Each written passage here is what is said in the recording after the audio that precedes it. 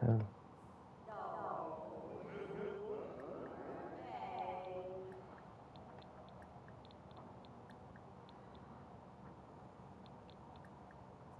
What does that look like?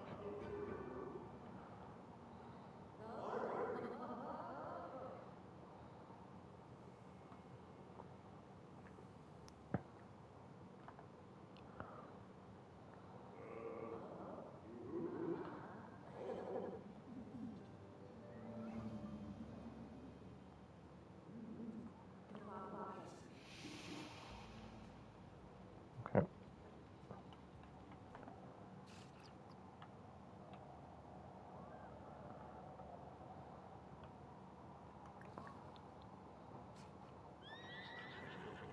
Well, you tell me why you fucking eats.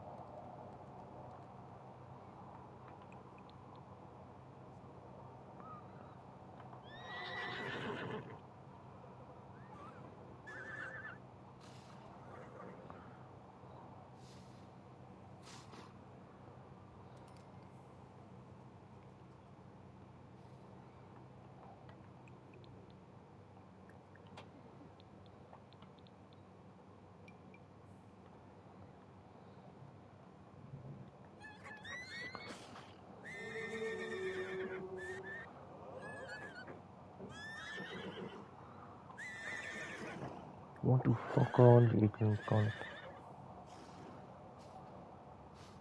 Horse is broke.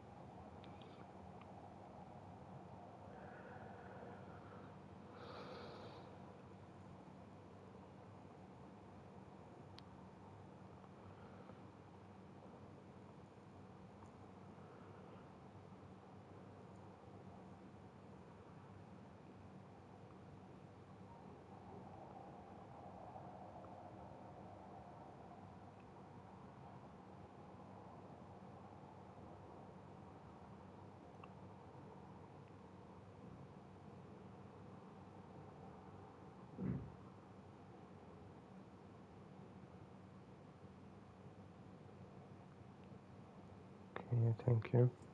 Call me Valentine, or whatever.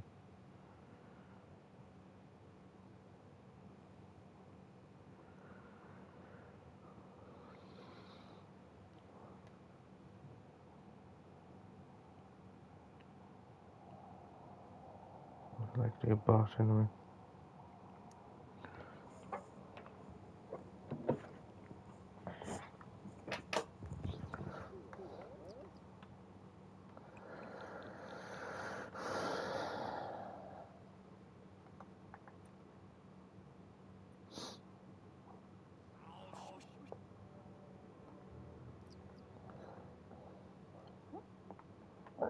What do you mean? I just fucking got him to call.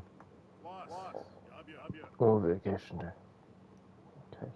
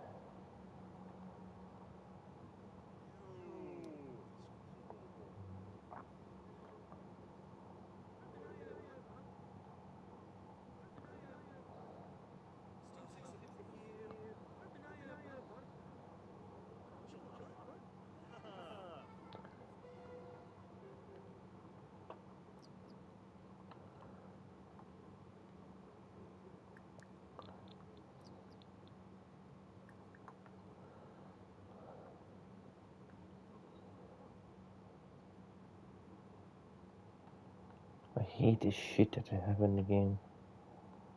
Fucking annoying. Get the fuck. It's getting on my nerves. Is this enough for them to relax? Jesus Christ.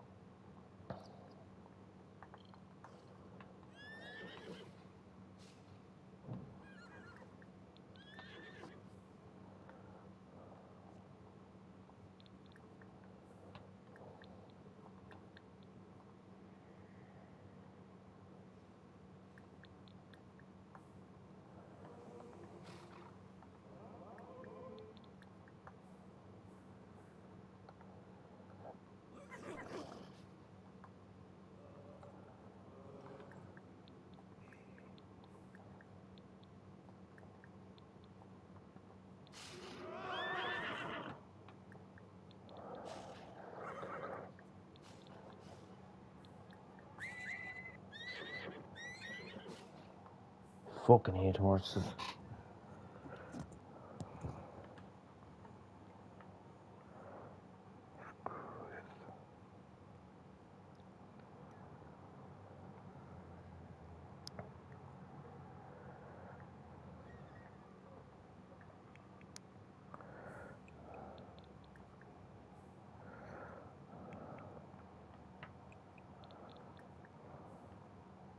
What's this?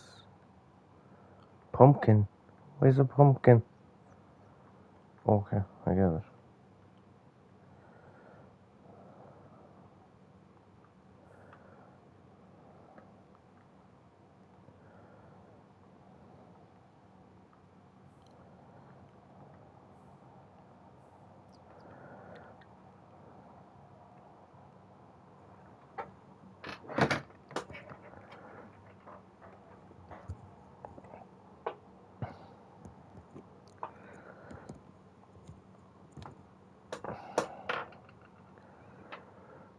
In the build up his charisma and fitness level.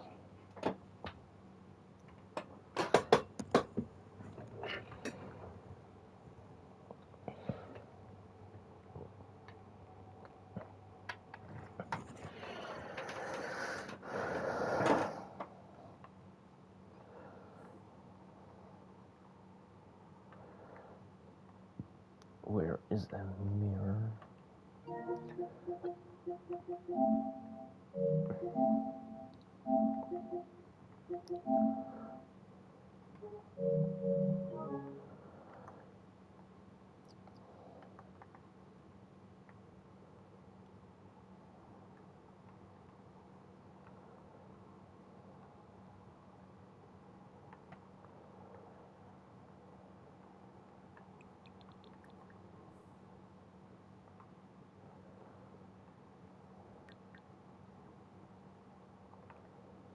Logic.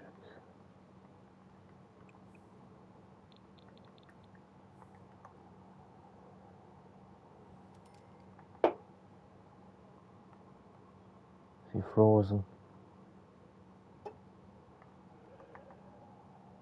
Oh my god.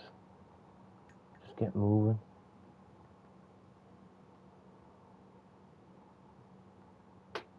It takes about 5 minutes for something like this to happen.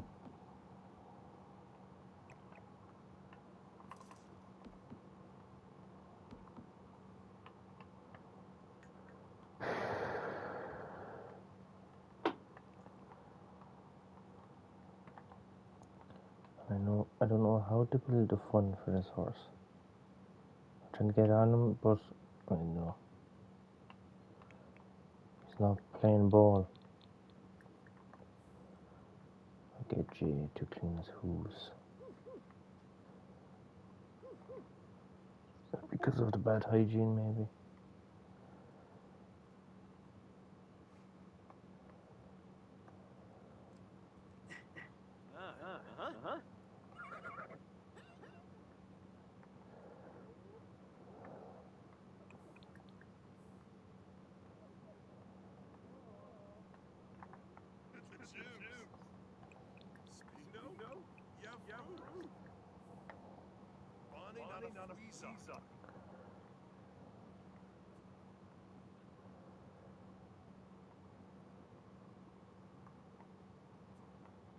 Oh my fucking god, man.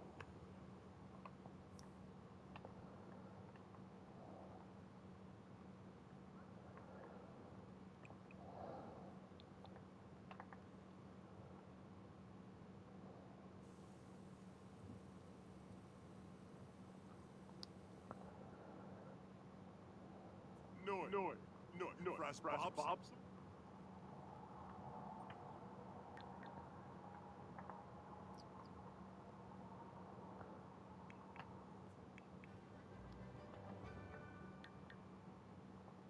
They won't need to build the logic, so.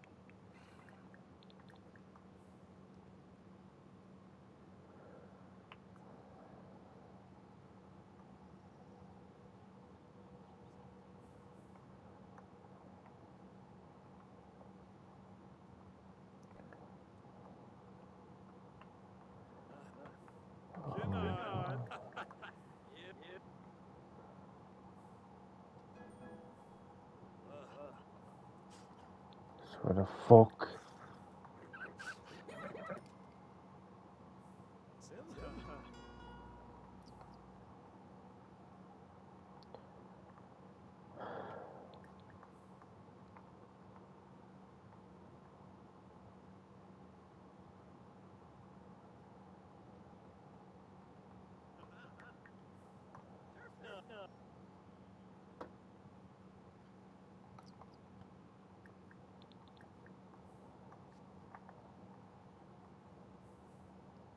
If you do that shit again. Don't give a shit.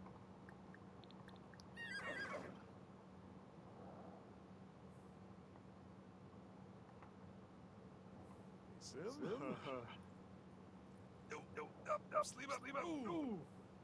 Right, fuck it then. Why is everything that I'm trying to do in the game, there's some sort of bullshit happening?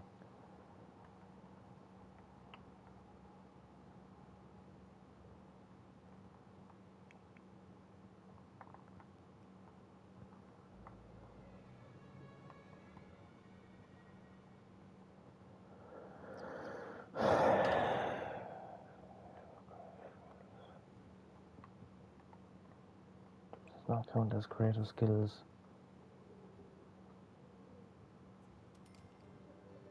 Game is fucking unplayable with this bullshit.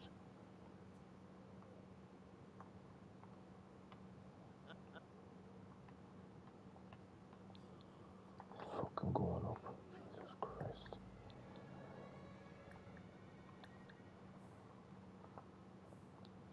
Where's the mental fog bullshit? Oh,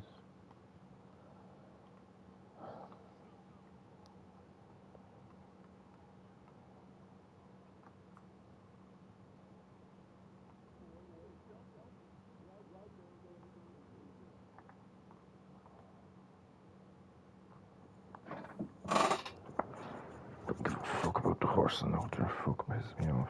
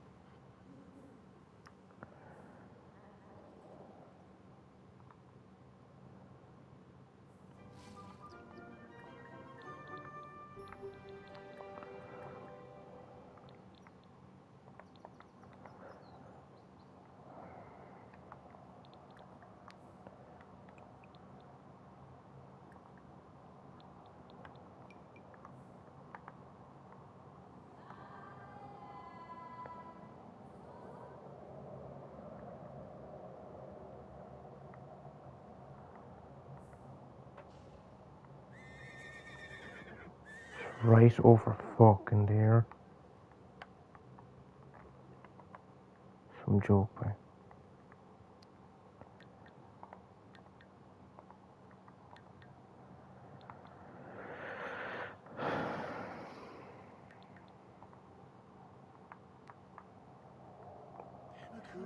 Sarabna.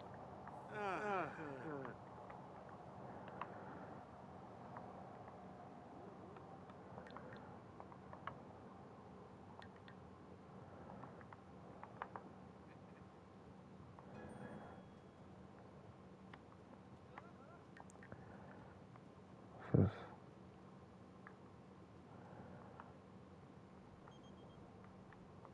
Snurge. who's dying now?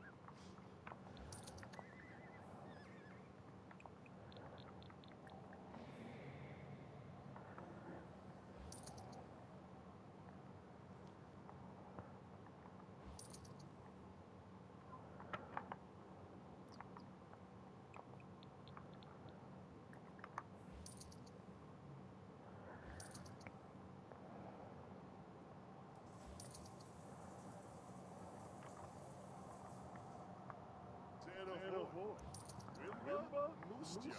Wabes. Gars.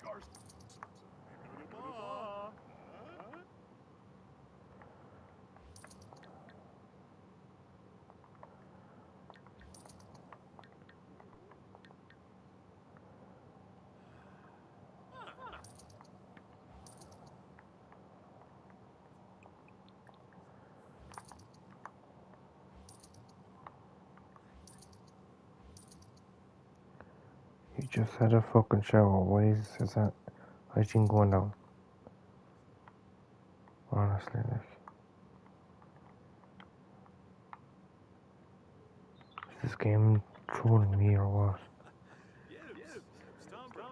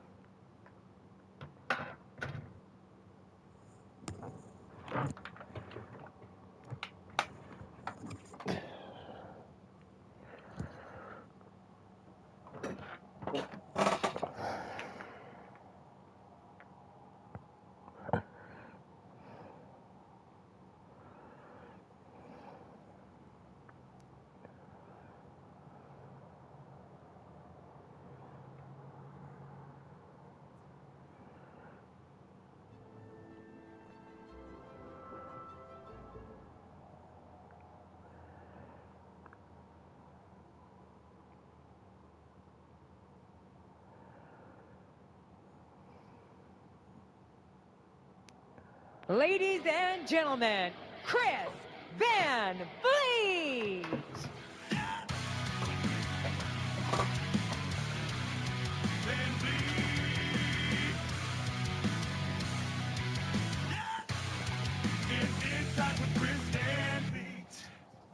Happy Friday, my friends. Welcome back to another one here on Inside. I'm CVV.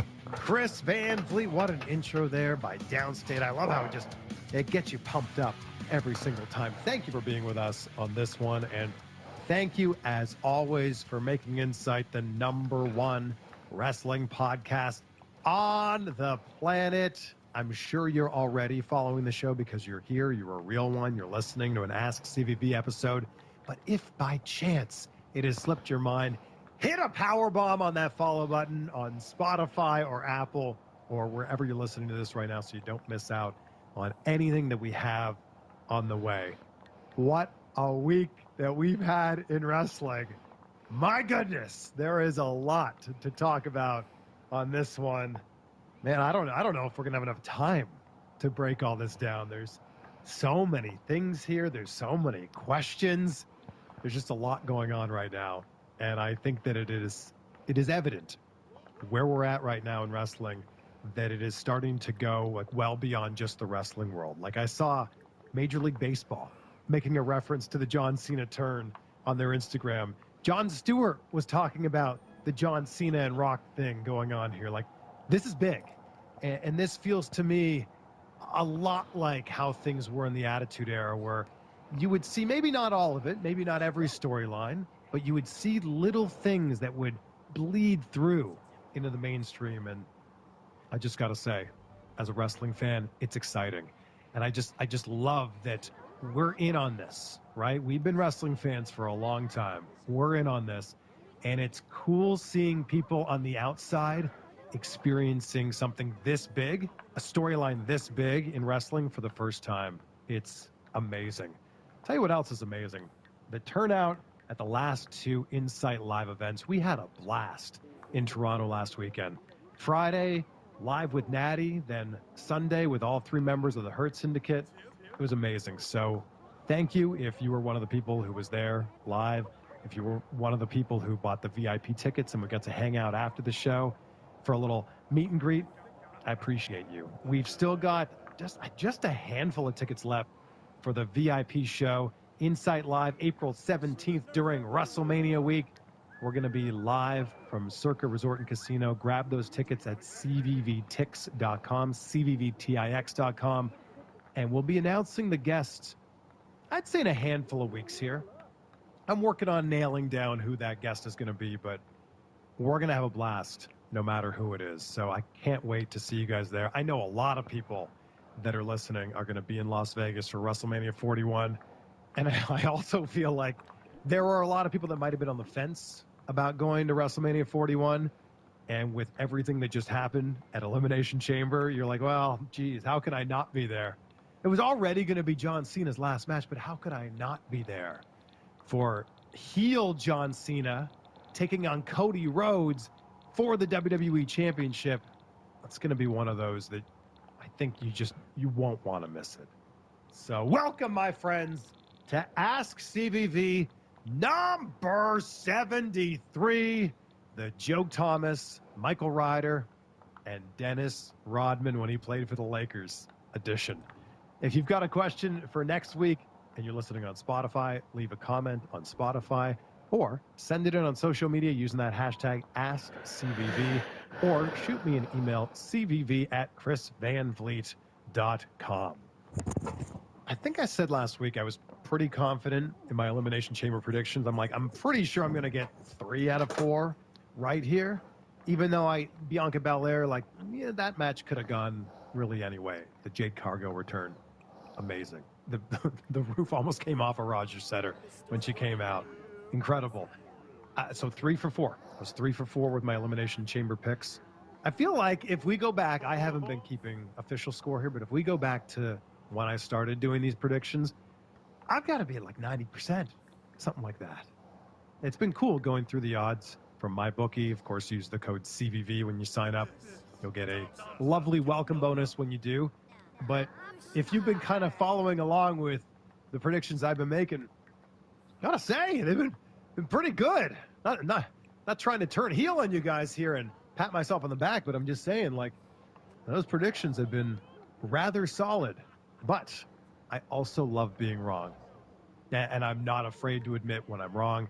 I didn't see the John Cena heel turn coming. I didn't think they'd have time to do it this year. I've been saying that for months and months and months.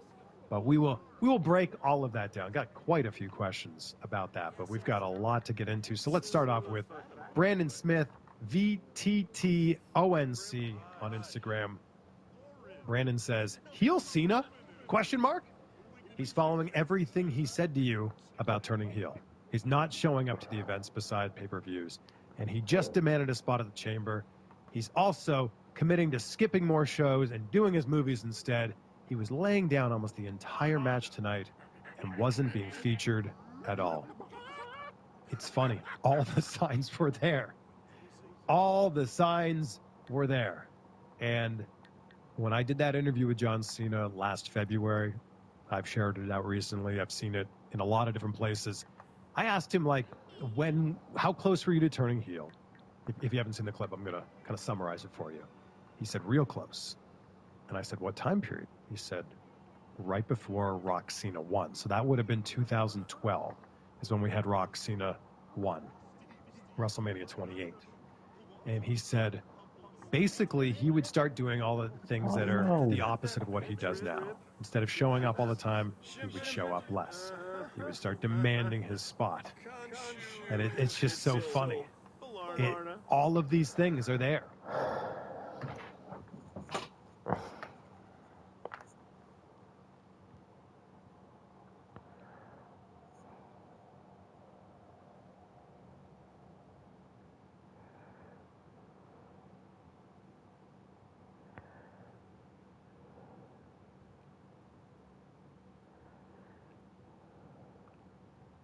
Your Sim's burnt out or maybe has a full-on brain block. Well, don't let that stop you. There are ways to cure it, and we're going to get into them right now. So the first thing that you can do for your Sims brain block is send them out on a jog. It is just like in real life, a pretty good relaxer, and you can even send them back into what they want to be doing, like painting. And if that doesn't work, then you're going to want to have them play a lot of video games, another really great de-stressor, and even just talking to other Sims will help get rid of their brain block or burnout even faster. Just give that a day or two. It's going to take a little bit of time for that little annoying moodlet to pop up, but once you've really gotten rid of it, it'll be gone for good, or until you burn your Sim out again. So, your Sim's burnt out.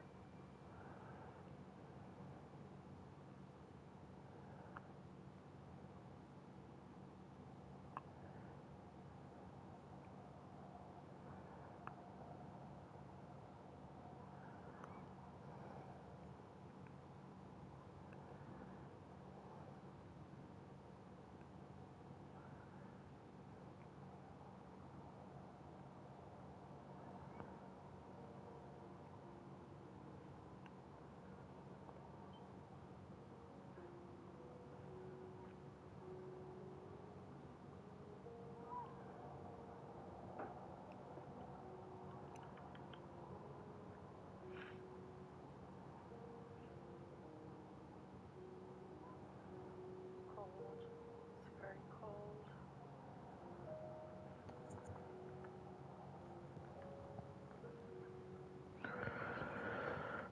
So there's no off button.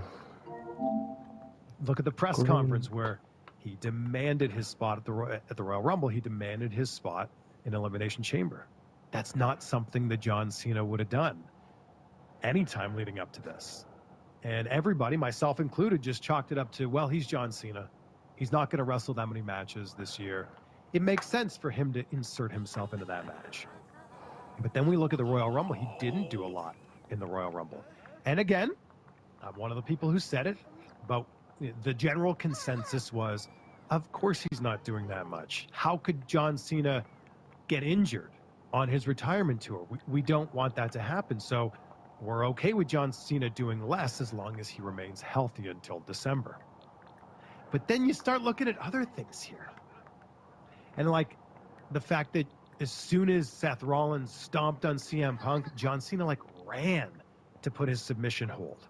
Ran to put the hold on CM Punk to win the Elimination Chamber match. That's not something that babyface John Cena would do. And again, I didn't think this would happen, but this just shows how unpredictable of a time we are in right now. Really, truly, anything goes in the Triple H era of WWE. And that's what makes it so exciting. John Cena was a babyface for 21 years, 3 months, and 23 days. A total of 7,786 days. John Cena was a babyface longer than some people who are listening to this have been alive. It's amazing. It is easily the biggest heel turn in WWE history. Of course, Hulk Hogan was the biggest heel turn in WCW history. There's no argument about either of those. This was truly a where were you when it happened moment. It's exactly what this is. And what's so interesting is that when you look at the press conference afterwards, Triple H comes in there and he says, quote, "Patience is hard to come by." That sounds familiar, doesn't it? Who's the guy who's been saying, have a little bit of patience for the last several months? Triple H is saying patience is hard to come by. Triple H also said that Triple H was saying that John Cena wanted to push himself in this final run. And look, it would have been easy for John Cena to go out there, play the greatest hits, smile for the audience, hit his 5 moves to doom, and keep moving on. I'm sure that at some point in time he would have won that 17th championship, and then I'm sure at some point in time he would have lost it.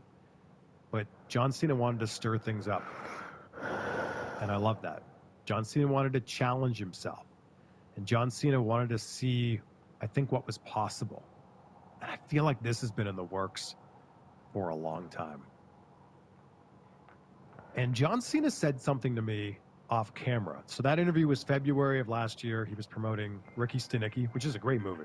Go check it out if you haven't seen it. If you're looking for a laugh this weekend, go look for Ricky Stenicki and just sit back and enjoy it. John Cena and Zac Efron together, amazing. But he said something to me off camera, he said, like, something to the effect, I'm paraphrasing here, but he said something to the effect of, like, just wait till you see what we have in store. And obviously, this is February. His retirement tour hadn't been announced yet. That ended up getting announced in July, also in Toronto, by the way, and Money in the Bank. I assumed when I saw that he was announcing his retirement, that's what he had in mind, but maybe he was referring to, like, it's going to be a retirement tour, and I'm also going to turn heel. I don't know. Could be. But it's just so interesting because go back, if you haven't seen that clip of John Cena talking about his heel turn, it's like a 3-minute clip. He goes very in depth about that. And he says that they had new music ready to go. He said that he had like low-cut singlets, so all new attire ready to go. And I feel like maybe it's not the low-cut singlets, but we're going to see John Cena wearing something very different. We're going to see a whole new swagger out of him. He's not going to be talking to Stu anymore. I'm sure Stu, the cameraman's very disappointed in John Cena. But we're going to see a whole new John Cena. The next time that we are supposed to see John Cena, the next time he is announced for an appearance, is March 17th in Brussels. This is part of the WWE European Tour. Then we'll see him on Raw the next 2 weeks as well. So then March 24th, they're in Glasgow, Scotland. Then March 31st, London, England. I think it goes without saying, but I'll say it anyway. That episode on March 17th, just because John Cena is going to be announced, that's going to be one of the most watched episodes of Raw all year. I think it'll be tough to beat January 6th and the debut of Raw on Netflix, because the numbers were massive on that. But everybody's just asking why. Like, why did this happen? Why did you do this? And where do we go from here?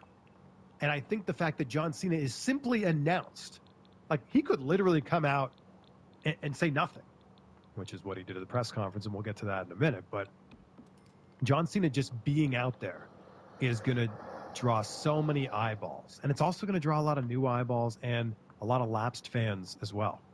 And by the way, if you're curious, they've announced a few other dates for John Cena. According to WWE.com, he's also going to be in Knoxville, Tennessee on Friday, May 30th, Lexington, Kentucky, Friday, June 13th, and Grand Rapids, Michigan, Friday, June 20th.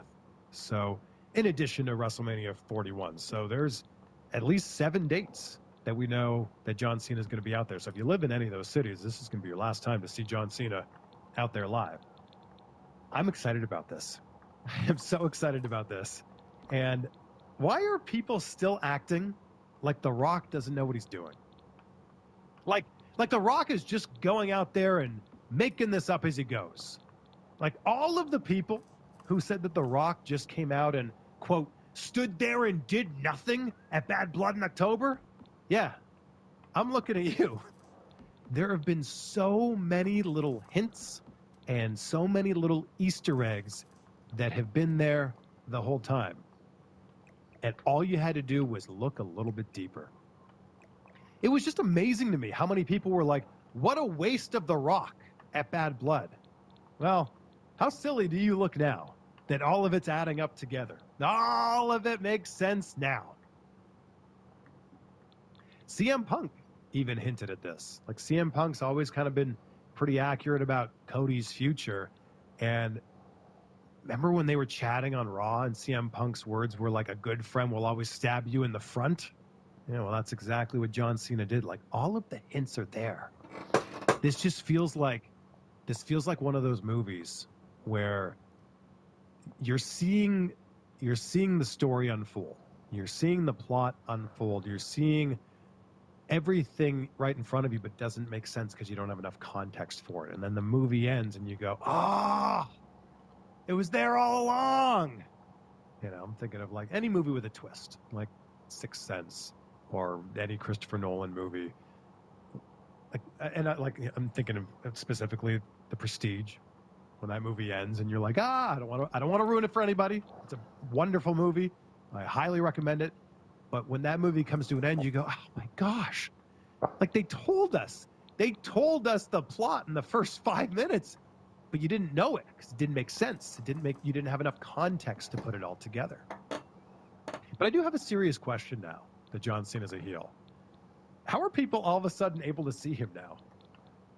Like the top comment on every match or every social media clip or every interview was something about this person's talking to themselves, or it's a floating hat, or it's a floating suit.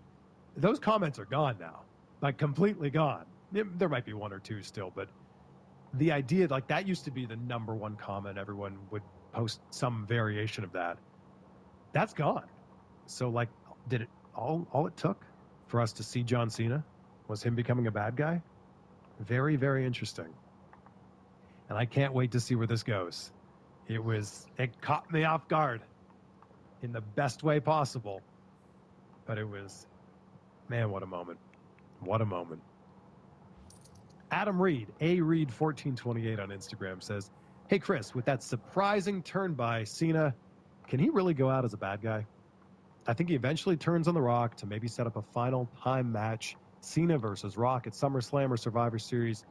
What do you think? I'm with you, Adam. I don't think he goes out as a heel. And the whole thing I was saying all along was, I don't think he'll have time to turn heel. And I will also say this. He was asked at the press conference at Money in the Bank. So last July, he was asked at the press conference, could we see a heel turn? It was actually my friend Liam Crowley that asked him that. And John Cena said something along the lines of like, you know, he's been a babyface his whole career. It seems to make the most sense. Something like that. Certainly didn't say, I'm open to anything.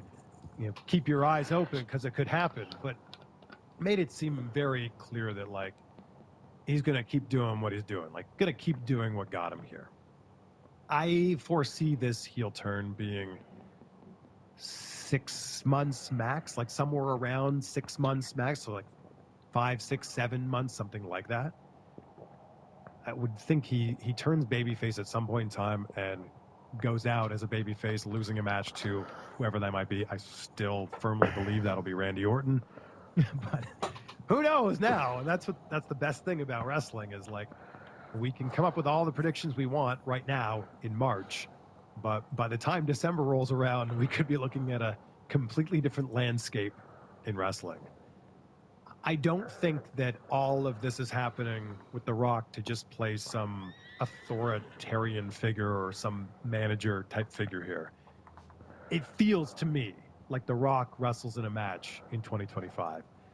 Maybe that's a match at WrestleMania. You could see some sort of a four-way match here, kind of like last year, that leads into something else. I don't know if that's the case. Rock could have a singles match at WrestleMania, possibly, I guess. But it seems like they could be setting up for something later on this year. I don't feel like The Rock is back in this prominent of a role to not wrestle in 2025. Rock Cena would be great. Or Rock Cena along with maybe two other people. Like I said, maybe some sort of a tag team match. That could be a real possibility here as well. But it's just so exciting. Everything counts now. Everything counts and anything can happen. Like, long gone are the predictable days of like, oh man, well, I know exactly what's going to happen here. Like, that is not happening anymore. And I think overshadowed by John Cena's heel turn at Elimination Chamber is the fact that Jade Cargill returned, setting something up there for WrestleMania, and Randy Orton returned. And boy, you got to feel for Randy Orton. You got to feel for him. He's had two huge returns over the last year and a half, both of them overshadowed by the biggest news in the entire industry that happens slightly later on that night. CM Punk returning at Survivor Series 2023, and now John Cena turning heel for the first time. Well, not the first time. The first time in 7,700 days. Wild. I'm very curious. Is it Randy Orton, Kevin Owens at WrestleMania? That could certainly be a match. I don't know. Rob Knight on Facebook says, hard-hitting and in-depth one here. Okay, here we go. Question number one.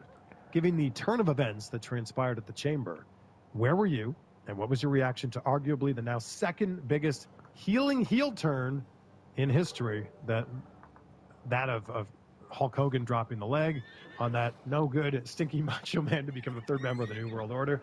Mania season is cooking with peanut oil now, my friend. And question number 2, when does Chris Sharp turn heel? Well, there's actually video of my reaction to John Cena turning heel. I was sitting next to Muscle Man Malcolm, who you might know from YouTube. He's awesome. Had a great time. I was with him at Smash Wrestling earlier in the night, and then we walked over together to Rogers Center and sat next to each other for the festivities that were at Elimination Chamber. And he was filming quite a few of the reactions, and we were given some predictions along the way. Our reactions are vastly different. Like, he's in total shock of like, oh my gosh, no, what's happening? I was just sitting there, and actually, I was so present in that moment. My phone was in my pocket. I was literally just taking it in as it was happening. And he cuts to me. If you look at the video on his Instagram, I'm smiling. I'm not smiling because I'm enjoying what's going on. Like, yeah, man, Cody Rhodes deserved it. I'm not smiling because of that. I'm smiling because, like, it was just so beautifully executed. It was a masterpiece. And I'm smiling because it's like, I can't believe I'm here witnessing this live. So it was just like, what? Like, it was like watching an artist at work. And I'm sitting there going, oh my gosh. Like, I can't believe WWE's going for this and doing this and going all in on this. And I can't believe I'm here for this too. So that was my reaction to it, of like, wow. Like, sure, there might have been a handful of people that might have seen this coming, but people have been calling for heel Cody for a while now. They want to see Codelander, or Cody Rhodes' version of Homelander. They've been calling for that for a long time. I pointed out last week on Ask CVV that just seemed too obvious. It was a red herring, and that's exactly what it ended up being. It was like right there in front of us, which was trying to get us to ignore what was actually going to happen. I also heard a lot of people saying maybe it's CM Punk. Maybe that's ties into the favor with Paul Heyman, which I still think that's going to be something they circle back around to between now and WrestleMania. At least I hope so. What's the gift? I'm going to keep talking about this till we get an answer. What was the gift that The Rock gave to Cody Rhodes? Are we ever going to get an answer for that? But my reaction was just like, I can't believe they're doing it. And it made the John Cena retirement tour have so much more substance to it now. It makes it that much more meaningful. Because it went from like, John Cena's in my town, I've got to see him before I can never see him again, even though you can't see him. But you've got to go and show up and be there because he's not coming to your town again. It went from that to also, like, still John Cena's in my town, got to go out and see the show because I won't see him again. And also, what's he going to do now? What's the other layer of this story that we're going to get? And I think that's what makes this so special. And I would have to guess that John Cena is very excited about this, and very excited about the reaction that this has got, not just in wrestling, but outside of wrestling as well. He's got the chance to flex some new muscles here. He's got the chance to test some things out. And on top of that, kind of like what we're seeing with The Rock right now, we've got the chance for both of them, who are veteran actors, and not just veteran wrestlers as well, but veteran actors who are really good at manipulating emotions and getting you to feel something. That's the person who has turned heel. And I'm saying that's like one deeper than a wrestler turning heel. This is a professional actor and professional wrestler turning heel. I've had a lot of people give me credit that I do not deserve for calling this last February. I said during an interview with John Cena, The Rock's a heel now. What could you imagine a world where both The Rock and John Cena are heel at the same time? And then Cena says, well, that's supposed to happen. Like, that's supposed to happen. Then he gives an answer that is a variation of that famous quote from Aaron Eckhart's character in The Dark Knight. where he says, you either die the hero or you live long enough to see yourself become the villain. Like, he talks about like how every good person also has bad things that happen. They also make bad decisions. Not everybody is completely virtuous all the time. And he's spelling this all out for us. I did not call this, okay? At that point in time, 13 months ago, I didn't know if John Cena would wrestle again. I assumed he would, but nothing was announced. All I was saying was, man, who would have thought that The Rock would turn heel and this to be like a lasting thing? Could you imagine? Man, you're talking about being a heel and telling me this great story from when it was supposed to happen from 2012. What if John Cena could also be a heel as well? I didn't think that they'd be teamed up together, and who even knows what this means? I've heard some people saying that they're going to build a faction from this. I don't know. The Rock hinted that Travis Scott is actually going to be part of this, not just a one-off, that he's now part of this faction, kind of in a way that Dennis Rodman was part of the NWO. I would love to see how that goes, and I know there's already a lot of people rolling their eyes. To you, I just say, have a little bit of patience, okay? Have just a little bit of patience to see how that part of this equation is going to play out. So look, wrestling fans love a great movie about wrestling. Have you seen the trailer yet for Queen of the Ring? This tells the incredible true story of Mildred Burke, a single mother from the Midwest who had one dream, and that was to become a professional wrestler. But this was the 1930s, and women's wrestling was outlawed across the country. That didn't stop Mildred. She defied the odds, she trained in secret, and she fought her way to the top, proving that women did belong in the ring. And she made history by becoming a champion and paving the way for every woman in wrestling today. It stars Emily Bett Rickards and Walton Goggins. You'll also see some familiar faces in there like Toni Storm, Camille, Naomi, and Jim Cornette. Make sure you watch Queen of the Ring when it opens up in theaters nationwide on March 7th. Matt Stearns on Facebook says, Chris, you were in the interview room when John Cena walked in. What were you feeling? Describe the environment, etc. Yes, I was in the room for the press conference following Elimination Chamber, and if you watched all the way to the end, The Rock gave me a shout out. It was wild. Yeah, what's up, Chris? And then the broadcast went off the air. That was cool. I was sitting like the third row. I was next to Sam Roberts, actually. Sam Roberts asked The Rock a few great questions. But it was so cool. The Rock's like, hey, what's up, Chris? And Rock, if you're listening to this, thank you. You're awesome. I am still hoping that we do an interview at some point this year for the Smashing Machine, which looks amazing. I think we're going to see a whole other side of The Rock from that performance. But when John Cena walked in, I think that I didn't know what was going to happen, because all we've ever seen from John Cena over the last 21 years or so is someone who's smiling, happy-go-lucky, like going to make a joke here or there. I was wondering, like, is he going to toe this line like The Rock's been towing, where he says some heelish things, but he's also kind of nice to you, and walking this really fine line of, like, he's a bad guy, but he does some babyface things.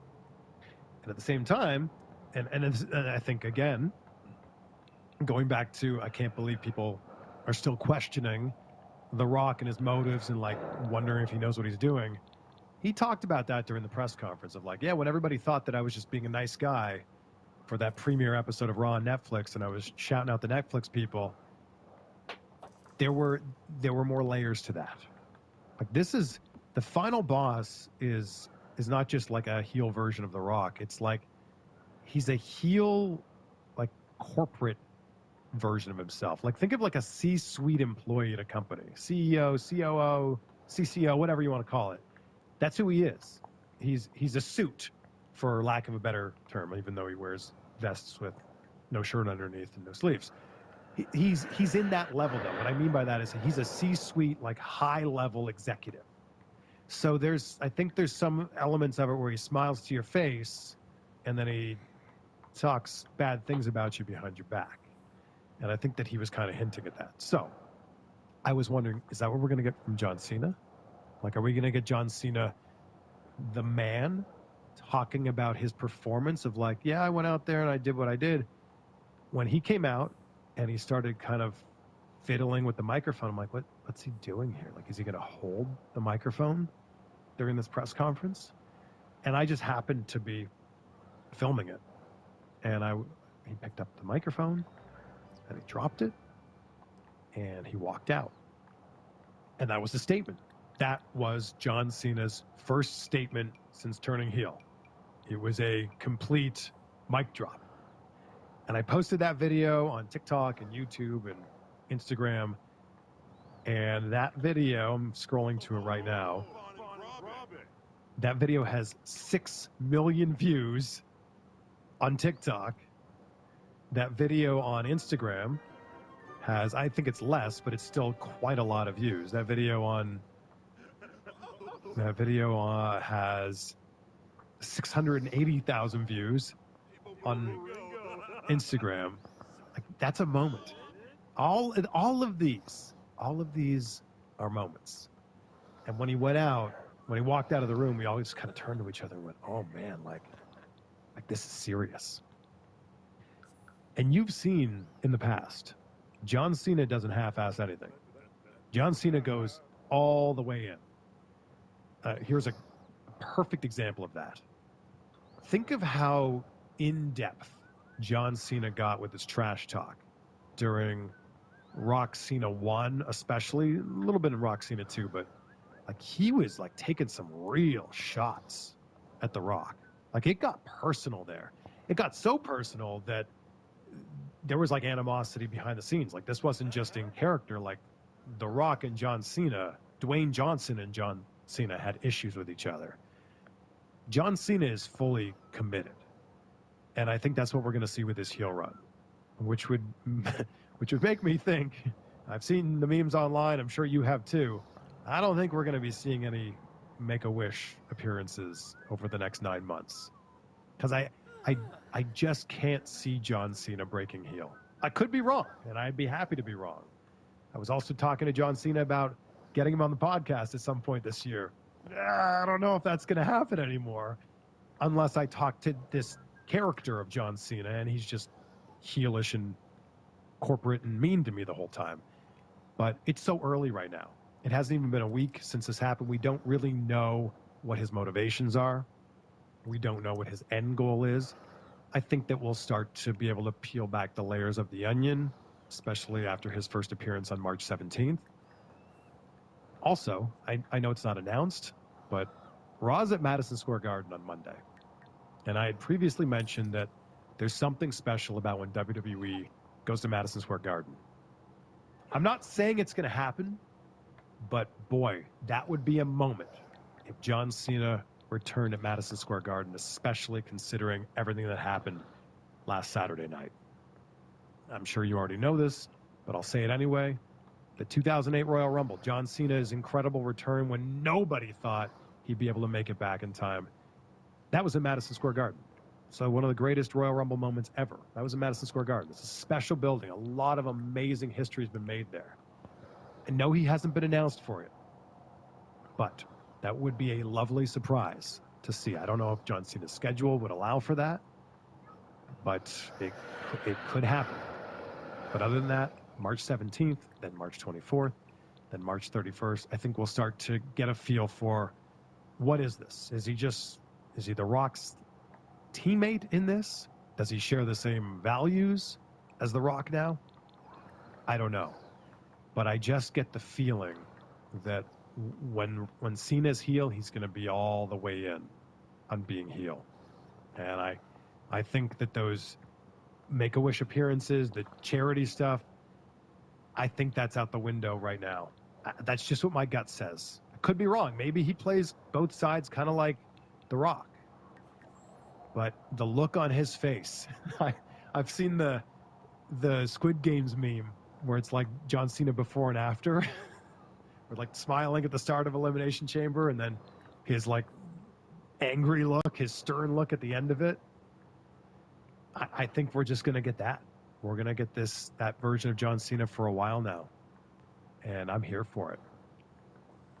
Email here from Matt Schiller. He says, hey, Chris, real one here. Additional reel because I also listen to the mid-show ads. Oh, my goodness.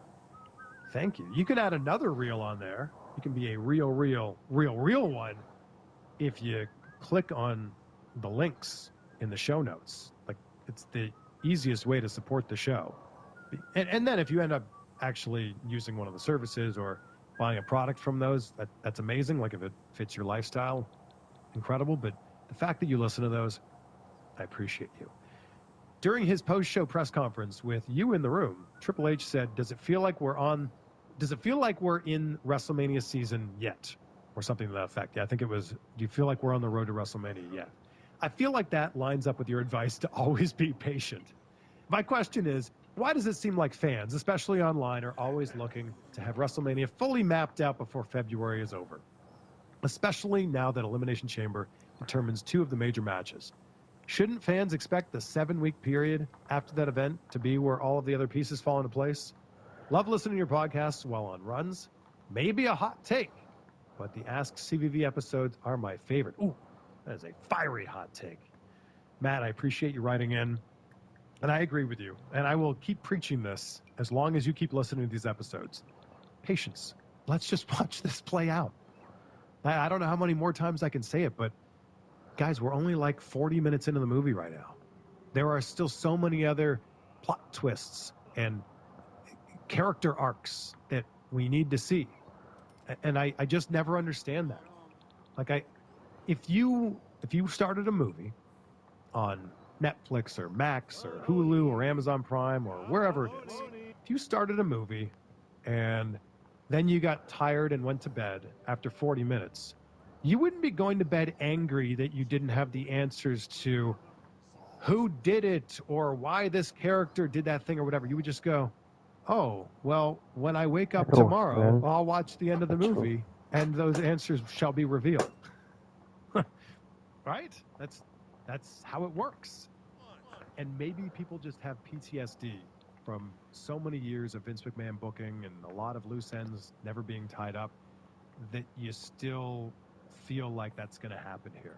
Like that if you don't get an answer immediately, it may never be answered again.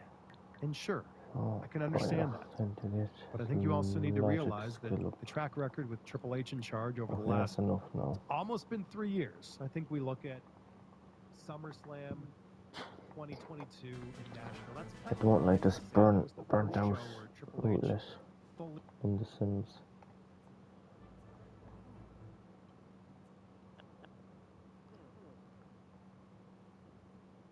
This holds everything back and I don't like it. Alright.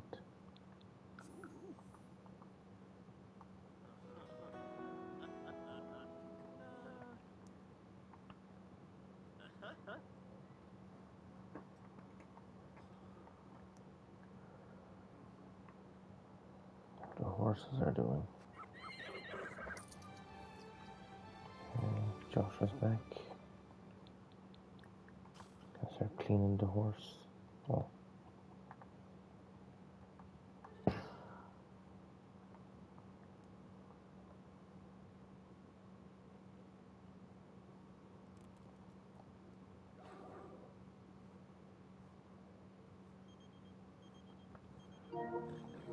I don't think I'll be able to do that now.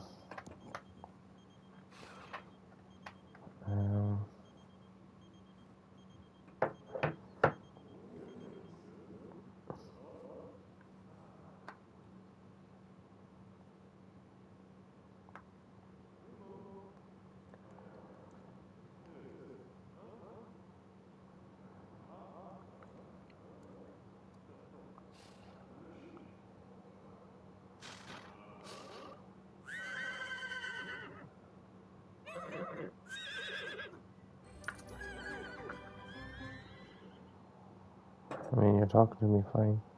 Yeah. I don't know what's the problem.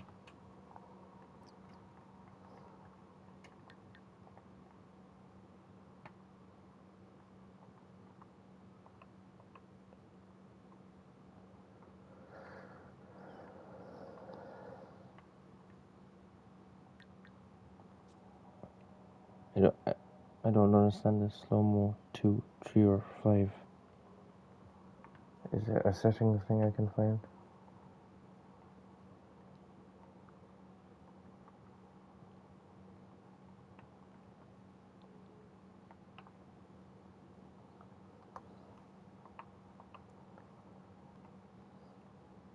What is she up to?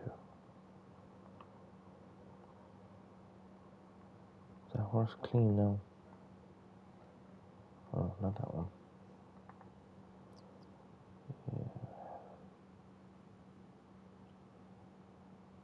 Alright. I think that's it. I don't think I can do anything right now about that because it's live already. As far as I know. I only have my phone. I don't have a laptop. Well, I do, but it's not on. It's in the system, maybe.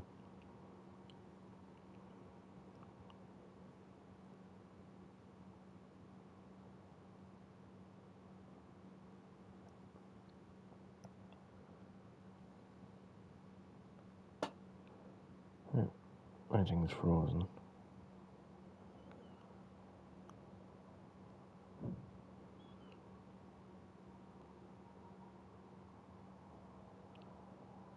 What is going on with this?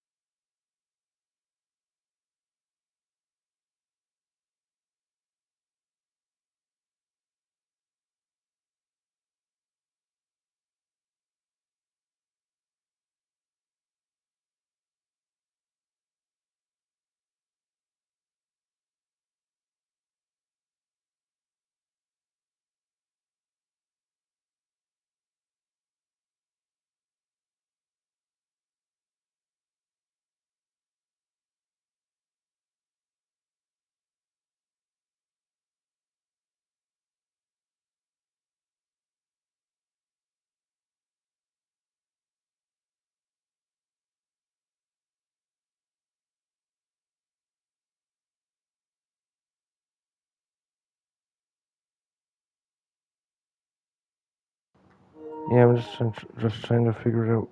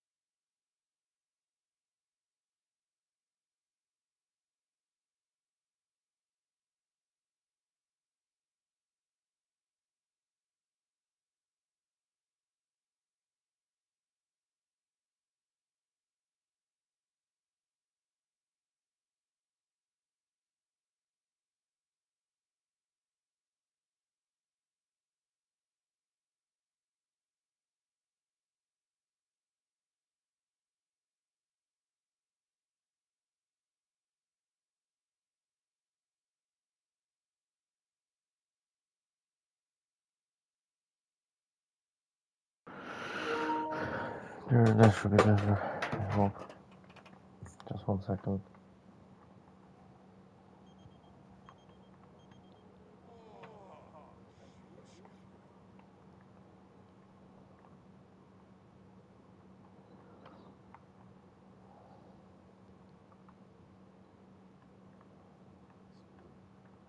What time is it?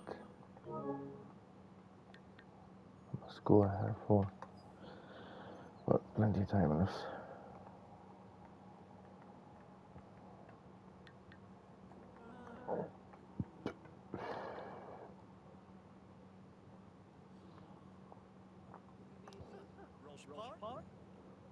That's done.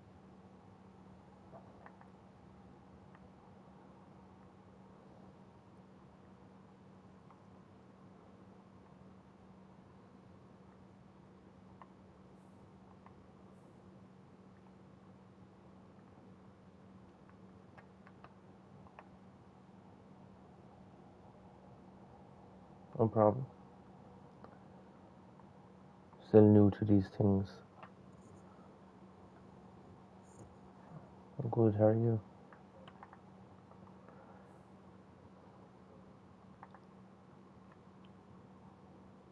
Are you able to watch the stream properly? Because I know it's only set to 1 quality.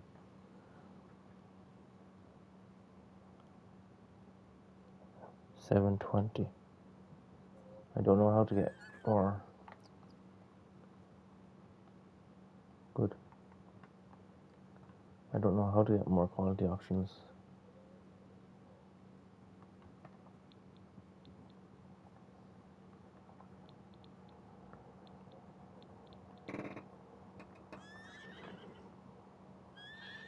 I'm playing on console.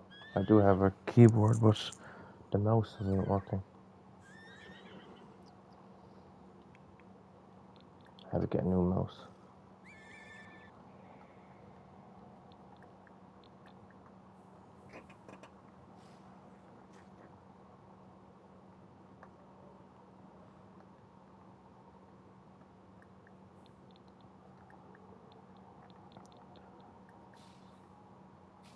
It is.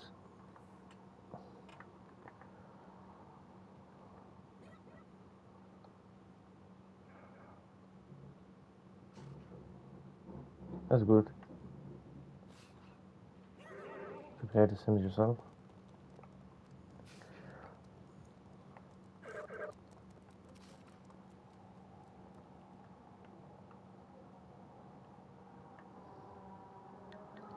Unfortunately though, when I change... Yeah, I try to get into PC, but they cost so much. I suppose you have to grow up with these things to know much more about them. I also play GTA. I'm just playing this today because I don't know, I got sick of GTA. I usually play Grand Theft Auto at night. I'm planning to play Outlast at some stage. I never played that, so that would be interesting.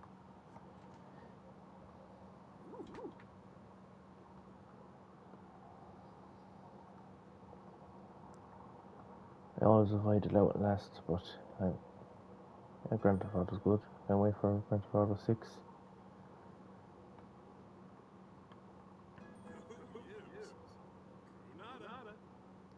Just waiting for that trailer too.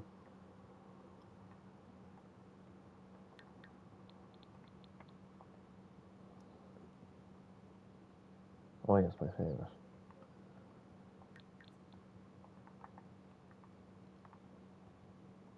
I think I started playing it when I was 9 years old, I think.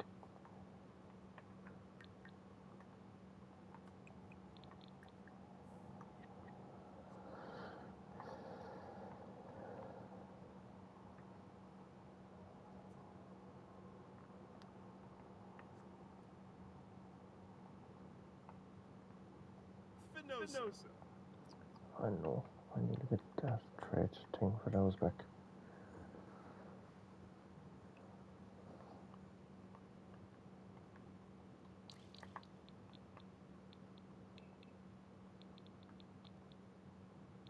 Wish you could add more. Dead by Daylight. Oh yeah, I played some of those as well.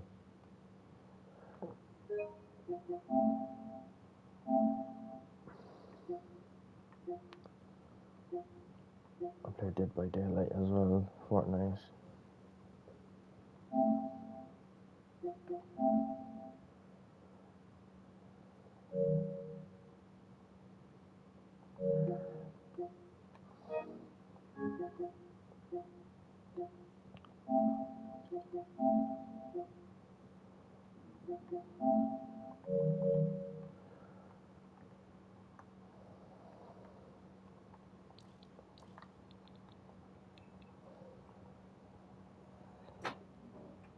Riot Gamer.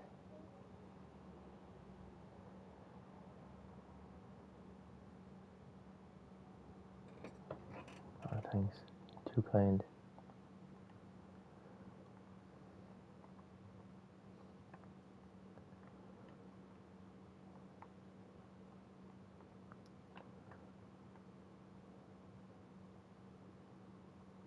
Exactly.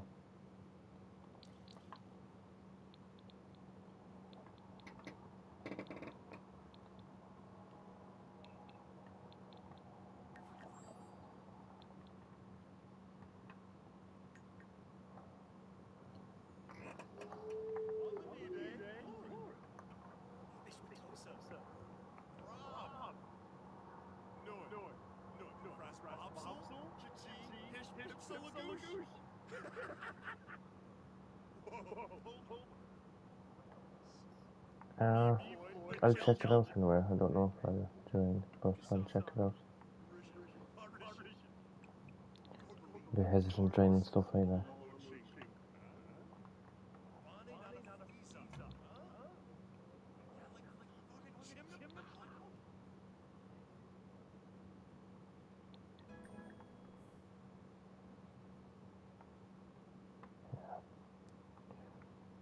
I don't have a Discord yet, so I'll look out for that name anyway.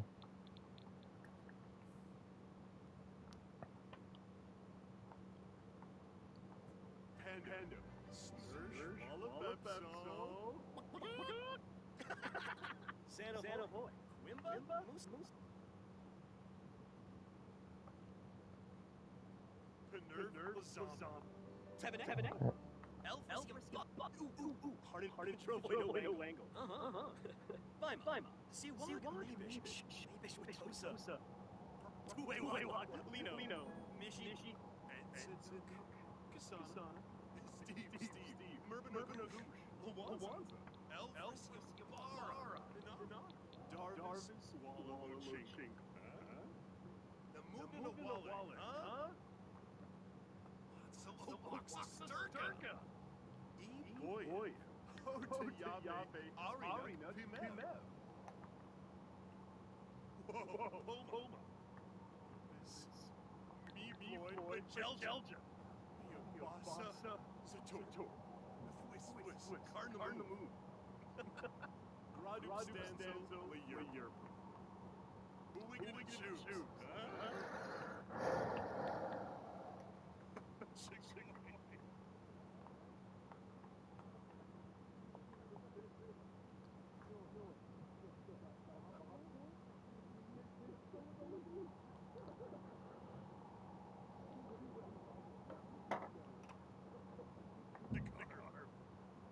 Mishi Oba. Tananiwa. Lamajo. Kabah. Enzuk. Kasana. Hish. From the bibs. Trovoy no Wangle. Yala? Hana.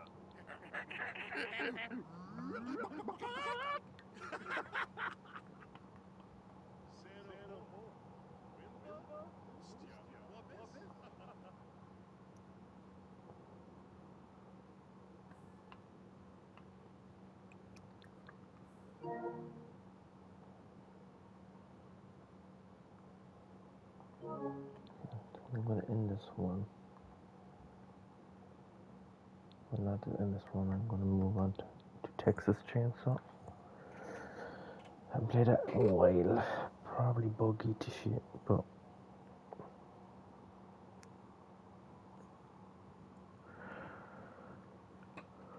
ooh.